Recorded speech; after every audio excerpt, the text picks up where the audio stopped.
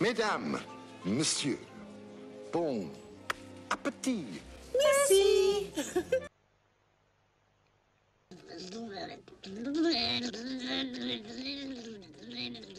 Voici la magie de votre menu. Le mois dernier, on fait du David Lynch. Ce mois-ci, ça. Bienvenue dans ce nouveau Votre Menu qui sera donc consacré cette fois-ci à Return of the Killer Tomato, la suite du célèbre Attack of the Killer Tomatoes. Puisque c'est une suite, je me suis senti obligé de regarder le premier opus avant et je vais vous le résumer vite fait pour vous mettre un peu dans le bain. Attack of the Killer Tomatoes raconte donc l'histoire d'une invasion de tomates tueuses dans un des États d'Amérique. Suite à cette attaque, une équipe d'experts va être formée. Dixon, le scientifique, Finletter, le soldat parachutiste, Colburn, l'expert en plongée, et Smith, l'expert en déguisement. Tout ce beau monde cherchera le point faible de ces fameuses tomates mutantes pour finalement le trouver. Le tout nouveau tube d'un chanteur à la voix fluette. Et là vous vous dites peut-être que ça ressemble beaucoup à la conclusion de Mars Attack. Vous savez quel genre de film regardait Burton quand il était jeune. C'est extrêmement con, je pense qu'on peut le deviner dès le titre, mais en même temps c'est extrêmement drôle, et vu que c'est une comédie, au final c'est une franche réussite. Le film m'a fait rire dès les premières secondes.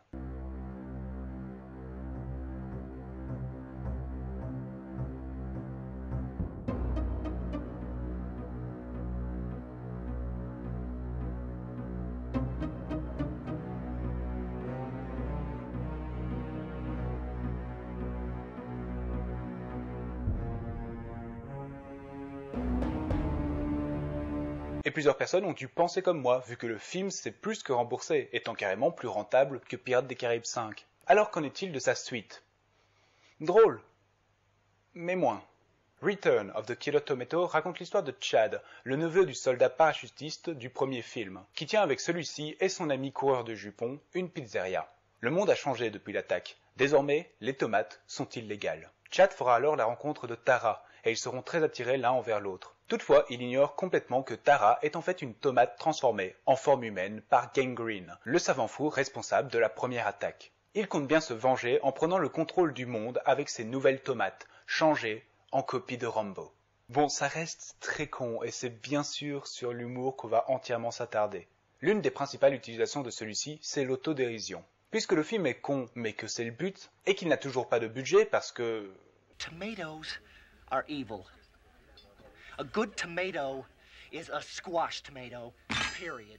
The title of this can only be labeled Behind Locked Doors. Le film se moque ouvertement de lui-même, déclarant clairement qu'il n'a pas de budget.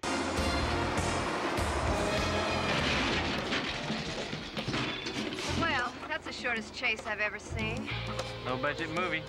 Et moquant souvent l'absurde de son histoire. Mais, comme souvent avec ces petites comédies indépendantes, ils se servent de tout ça pour critiquer et se moquer de certains aspects du cinéma. Dès le départ du film, à vrai dire, en se moquant tout simplement des suites. Ici, l'affiche de ce nouveau film est en fait une version grotesquement recyclée du premier volume. Et la musique d'introduction est calquée sur la même mélodie que le premier film, avec de différentes paroles très directes. The theme song still remains the same, the plot itself has hardly changed, a guaranteed bet for fortune and fame.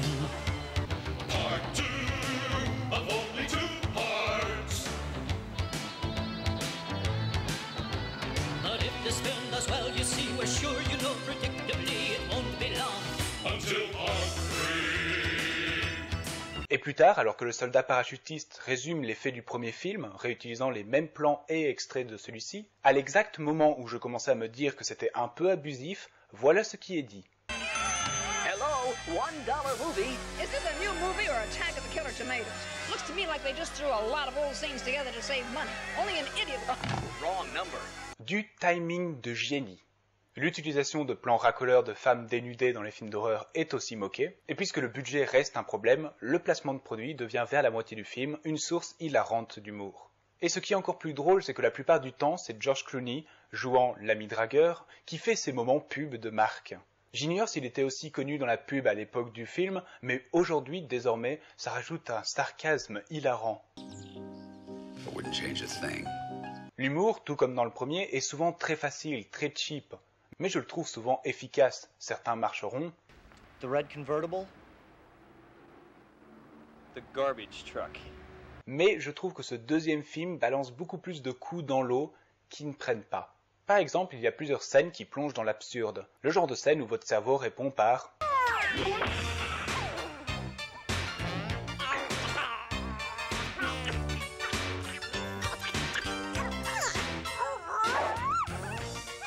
Mais là où dans le premier elles étaient souvent drôles à la fois, dans celle-ci elles sont juste étranges et pas vraiment amusantes.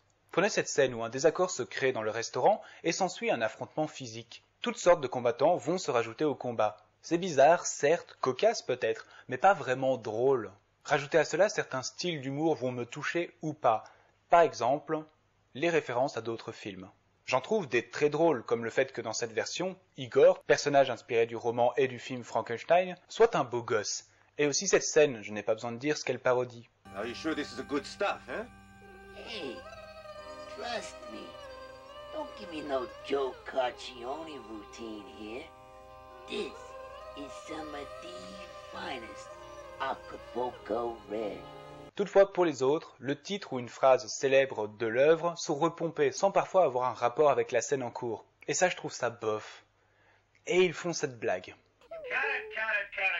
Save the film, strike the broads, kill the babies. My friends, I'm sorry, but looks like... C'est très personnel, mais cette blague de montrer l'équipe du film marche pas du tout sur moi. Ça paraît extrêmement artificiel qu'un caméraman gâche de la pellicule pour ça, et je ne trouve pas ça drôle. Et en plus, ça insiste sur une blague qui allait très bien jusque-là, sans qu'on l'appuie.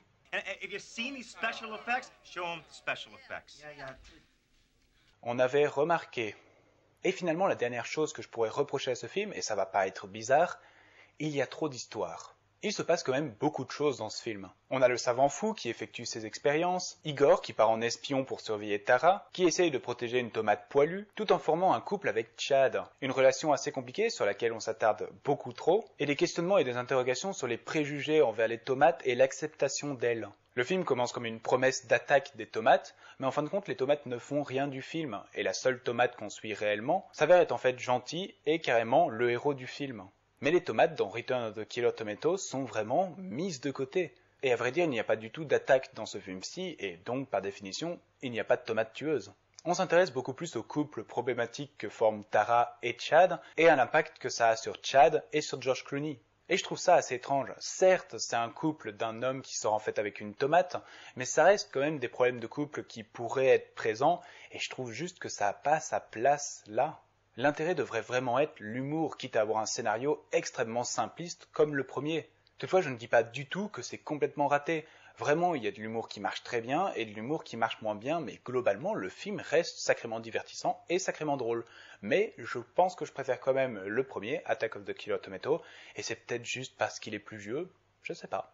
Donc même si ça a l'air franchement con de l'extérieur, je vous invite quand même à regarder ces films, vous passerez a priori un bon moment.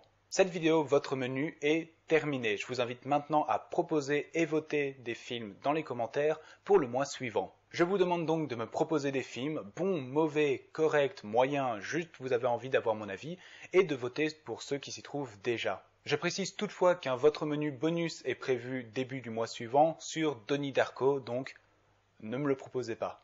Comme toujours, merci d'avoir regardé cette vidéo, vous pouvez l'aimer, la partager, vous abonner à ma chaîne et la partager également. J'ai une page Facebook et Twitter, je vous tiens au courant de mes sorties mensuelles, et je vous retrouve la prochaine fois pour une nouvelle critique, mais n'oubliez pas. A good tomato is a squash tomato, period.